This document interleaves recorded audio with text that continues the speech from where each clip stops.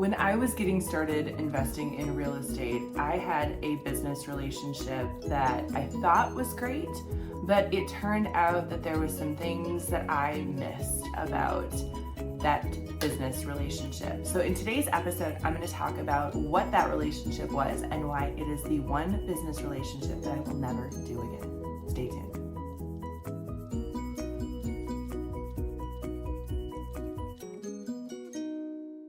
My name is Amber Miller, and for the past 15 years, I have been buying and renovating houses, and I also have my real estate license. I love renovation and design, and I love sharing my experiences with others who want to get into the business, to start, to build, or to scale a house flipping business. Since now I do this full time, I also love the opportunity to coach other people. So in today's episode, I'm going to talk about a subject that I don't talk about a lot.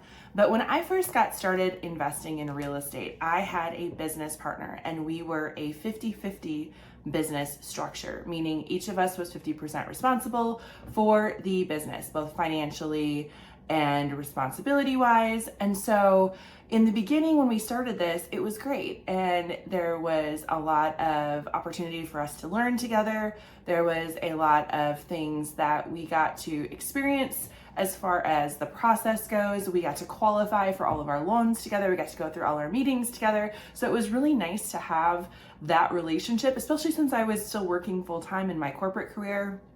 I really appreciated learning with someone beside me.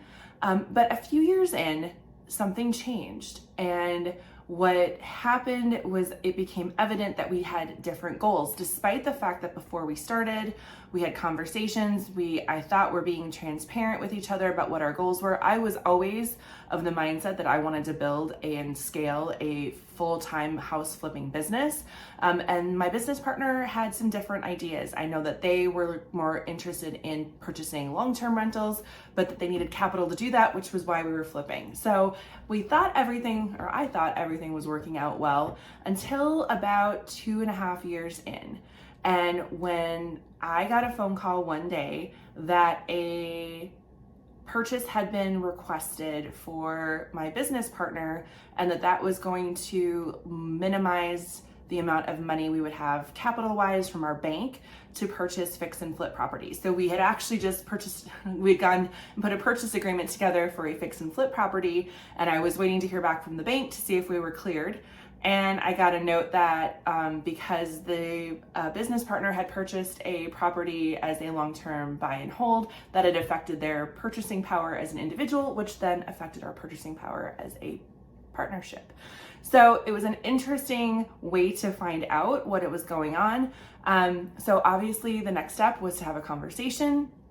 And when I approached that person and said like, hey, this is what I've been told is going on. Can we figure out how to make this work? Or is this true? Or the response that I got was pretty defensive. And it was a response of, well, I feel like I'm the bad guy and I don't like that feeling. And it was a unique situation. I had never been through it before.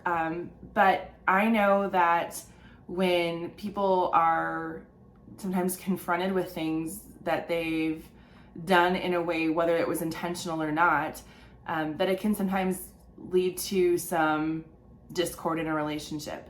And at the end of the day, whether we could have worked through that or not is probably not a valid point, but the trust that I had in that partnership had been changed.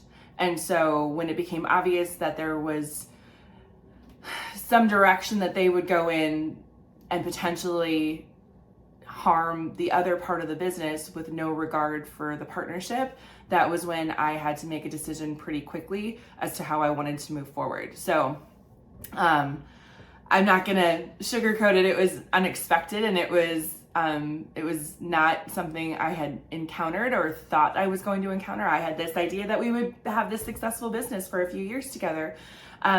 But when I sat down and looked at it, I had two choices. I had the choice to either stop what I was doing and just let it all go and walk away from it and forget that I had been working hard and learning the past 2.5 to 3 years, or I could sever what that was and then pick up and move forward and do things the way that I wanted to do them, all on my own decisions, all my own responsibility, all my own connections, networking, and effort. So I chose the second option. And I want to say that it was one of the best decisions I ever made. It was something that was really difficult to do at the time. It didn't feel like something I could necessarily do on my own, but I truly believe that everything that happens for a reason. There's a lesson that we're supposed to learn, and the lesson that I needed to learn sooner rather than later was that I was absolutely capable of doing this myself. So I hope this episode is helpful for you as I share why there is one business relationship that I did and I will never do again.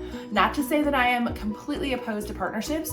I like the idea of doing partnerships financially with projects as far as having private lenders, but when it comes to a project, I don't split projects. I am the project manager, I am the project owner. It is our property that it's owned by me. I don't split that, and I don't do anything but do private lending partnerships at this point, and those are on a project specific basis because it keeps things a lot easier, a lot smoother, and there's a lot less concern with people having a change of heart or making decisions that could negatively affect you without you knowing. So just something to keep in mind.